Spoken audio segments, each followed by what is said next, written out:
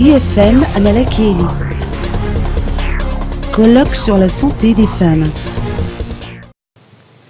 Le taux de mortalité maternelle à Madagascar est encore très élevé, atteignant les 65%. Face à ce fléau, un colloque francophone d'anthropologie de la santé à Madagascar, portant sur le thème « Santé des femmes, des soins domestiques aux politiques publiques », a débuté aujourd'hui à l'IFM d'Analakeli. Ce colloque est organisé par l'Institut de recherche pour le développement, l'ambassade de France, l'Institut Pasteur de Madagascar et le ministère de la Santé publique et s'étalera sur 3 jours. Selon la directrice de l'Institut Pasteur de Madagascar, l'objectif est de décrire et de mieux comprendre le milieu sanitaire à Madagascar. Écoutons ses propos. Qui a déjà été initié par le ministère de la Santé avec l'ensemble des partenaires, et ce colloque, par les réflexions qu'il va poser, par les pistes de solutions qu'il va faire entrevoir, peut effectivement être un outil utile pour les autorités sanitaires, pour les partenaires, de pouvoir vraiment arriver à mettre en œuvre les programmes de santé publique qui rencontrent l'adhésion des populations et qui puissent être vraiment faisable. Bien sûr, comme cela a été dit dans la salle, il faut une volonté politique. Cette volonté politique, on la sent, elle y est pour le changement, mais encore faut-il qu'il y ait les moyens dévolus au système de santé. On est loin ici du budget d'Abuja, défini de 15% pour la santé, pour le ministère de la Santé.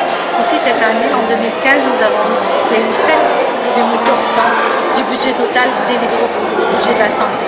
Ça commence par là.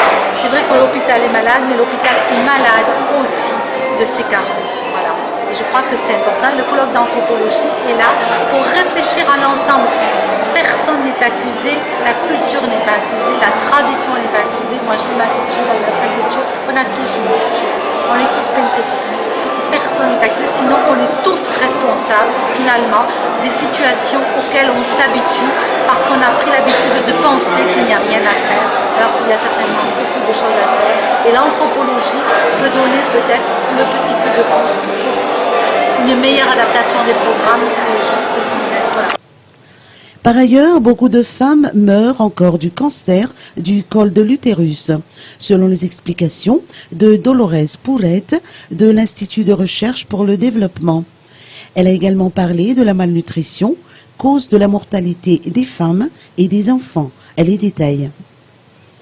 Ce colloque, c'est vraiment de faire le point sur les recherches en cours et futures en anthropologie de la santé à Madagascar. Et on a choisi le thème de la santé mère-enfant, car ce sont vraiment des problématiques de santé publique importantes à Madagascar, parce que comme on l'a vu ce matin, il y a encore beaucoup de femmes et d'enfants qui décèdent, de femmes au moment de la grossesse, de l'accouchement, dans les jours suivant la naissance. Mais aussi il y a des maladies féminines dont on parle peu, le cancer du col de l'utérus, le cancer du sein, qui sont peu dépistés, peu pris en charge et peu connus finalement des populations.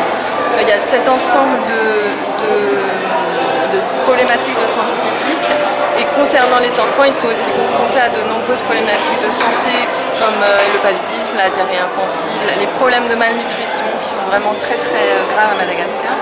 Et il nous semblait qu'une approche anthropologique permettrait de mieux comprendre en profondeur l'origine de toutes ces problématiques et pourquoi encore aujourd'hui on n'arrive pas à trouver des solutions, à mettre en place des programmes pour améliorer cette santé maternelle et infantile. Ce colloque permettra d'une part de faire un état des lieux des recherches en cours ou achevées à Madagascar.